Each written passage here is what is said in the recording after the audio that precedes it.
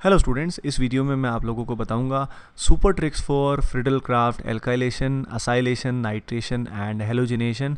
और ये रिएक्शन बहुत ही इंपॉर्टेंट है और रेगुलरली एग्जाम्स में लगातार ये आती रहती हैं।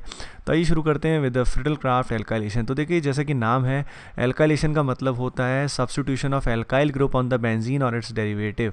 तो जैसे बेंजीन लेंगे और सामने कोई एल्काइल हैलाइड गिवन है और AlCl3 लुईस एसिड यहाँ पे गिवन है, तो मैकेनिस्टिक डिटेल्स में नहीं जाएंगे हम। देखिए, Cl के ऊपर पार्शियल नेगेटिव और R के ऊपर पार्शियल पॉजिटिव होता है because of electron negativity difference. तो हम डायरेक्टली क्या करेंगे, इस बॉन्ड को ब्रेक कर देंगे।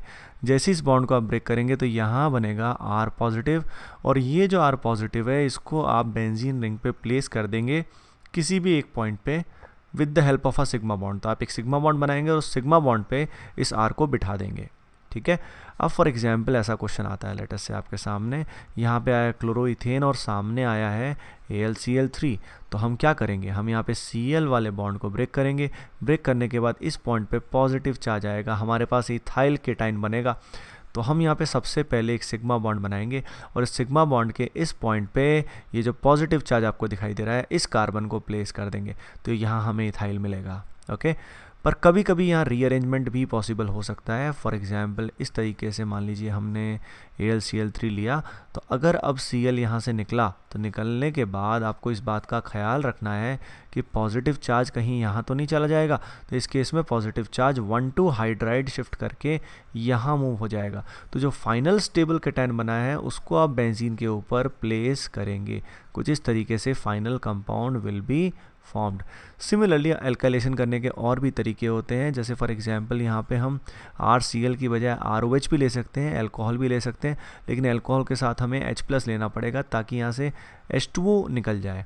उसके अलावा एल्कीन है वो भी हम ले सकते हैं, एल्कीन के साथ H+ भी हम यहाँ पे ले सकते हैं। तो इस तरीके से हम फ्रिडल-क्राफ्ट एल्काइलेशन करते हैं जिसमें एल्काइल ग्रुप का सब्स्टिट्यूशन हो जाता है। अब मान लीजिए हमें करना है इसमें असाइलेशन। तो असाइलेशन करने के लिए जनरली हम यहाँ पे लेते हैं RCOCl और साथ में क्या लेते हैं AlCl3। तो इसमें भी हमको कार्बन और क्लोरीन का जो बॉन्ड है वो ब्रेक करना होगा, और ब्रेक करने के बाद यहाँ बनेगा RC double bond O positive. ये होता है acylium ion, this is known as acylium ion, और ये रेजोनेंस स्टेबलाइज होता है जिस कारण इसका रीअरेंजमेंट पॉसिबल नहीं होता है।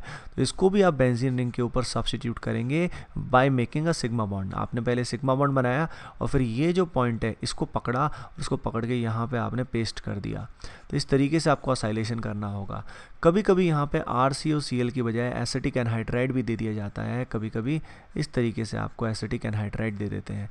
जब इस तरीके से एसिटिक एनहाइड्राइड आपको दे देते हैं तो यहाँ पे हम क्या करते हैं, हम किसी एक CO बॉन्ड को ब्रेक कर देते हैं। ओके।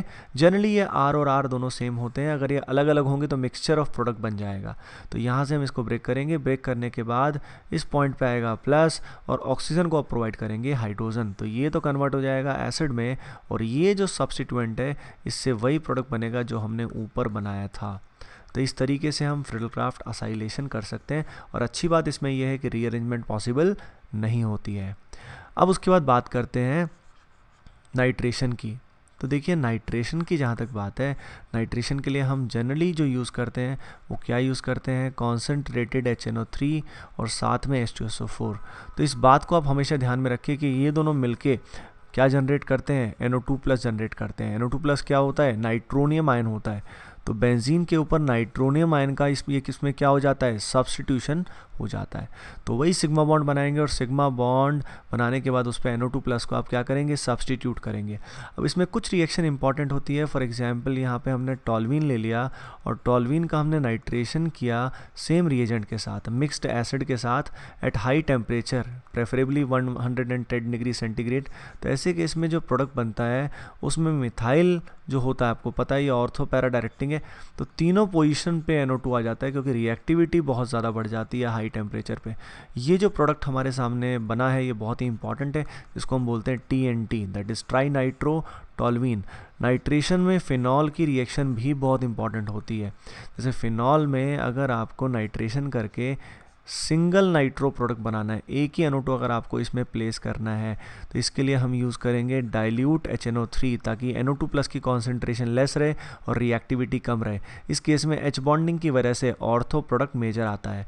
लेकिन अगर इसी में हम डाइल्यूट की बजाय कॉन्सेंट्रेटेड HNO3 लेंगे तो ऐसे केस में ट्राई नाइट्रो डेरिवेटिव बन जाएगा। और ये जो ट्राई नाइट्रो डेरिवेटिव बनता है, this is very very important, इसका जो नाम होता है शायद आपने सुना होगा, it is known as picric acid. इसको क्या बोलते हैं? Picric acid. पिक्रिक एसिड जो होता है it is a phenol, but इसकी एसिडिक स्ट्रेंथ बहुत सारे एसिड से भी ज़्यादा होती है, इसलिए इसको क्या बोलते हैं? पिक्रिक एसिड बोलते हैं।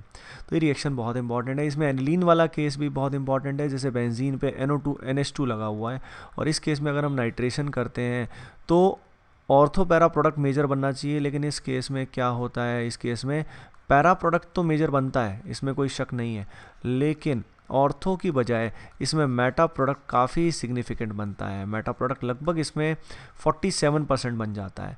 तो मेटा प्रोडक्ट इतना ज़्यादा इसमें क्यों बनता है? उसकी वजह होती है कि NH2 अपना लोन पेयर एसिड को डोनेट करके एनिलीनियम आयन में कन्वर्ट हो जाता है, जिस कारण ऐसा होता है। तो हमने फ्रिडल क्राफ्ट एल्काइलेशन का शॉर्टकट देख लिया है, असाइलेशन का देख लिया, नाइट्रेशन का देख लिया। अब देखते हैं हेलोजिनेशन। तो हेलोजिनेशन भी बहुत इंपॉर्टेंट है। हेलोजिनेशन में जो एक्चुअल में क्वेश्चंस आते हैं वो क्लोरिनेशन या ब्रोमिनेशन से ही आते हैं। तो फॉर एग्जांपल हमने Cl2 और AlCl3 का यूज़ किया, तो ऐसे केस में भी हम एक Cl को यहाँ पे निकाल देंगे, जिससे एक Cl जो बचेगा इसको आप बेंजीन पर डायरेक्टली सब्स्टिट्यूट कर देंगे। अगर यहाँ पे AlCl3 की बजाय सिंपली एल्यूमिनियम भी दिया तो भी आप यही करेंगे। उसके अलावा फॉर एग्जांपल अगर हमने Br2Fe दिया तो Br2Fe Br3 में या Fe में हम इसी बॉन्ड को ब्रेक करेंगे और बेंजीन के ऊपर ब्रोमीन का सब्स्टिट्यूशन कर देंगे। ओके इसमें इंपॉर्टेंट रिएक्शन की अगर बात करें तो इसमें ये रिएक्शन बहुत इंपॉर्टेंट है, जिसमें फिनॉल में अगर हम ब्रोमीन वाटर डालते हैं, फिनॉल में अगर हम ब्रोमीन वाटर डालते हैं एक्सेस में, तो ऐसे केस में फिनॉल की तीनों पोजीशंस पे ब्रोमीन का सब्स्टिट्यूशन हो जाता है। फिनॉल की तीनों पोजीशन पे जब ब्रोमीन का सब्स्टिट्यूशन हो जाता है तो ऐसे केस में वाइट कलर का PPT फॉर्म होता है, hence it also serves as a test for phenol. So guys, in this video you have learnt about Friedel-Crafts alkylation, acylation, nitration, halogenation in the short form. अगर आपको detail पढ़ना है तो आप playlist को check कीजिए और इनका मैकेनिज्म्स आप डिटेल में समझ सकते हैं।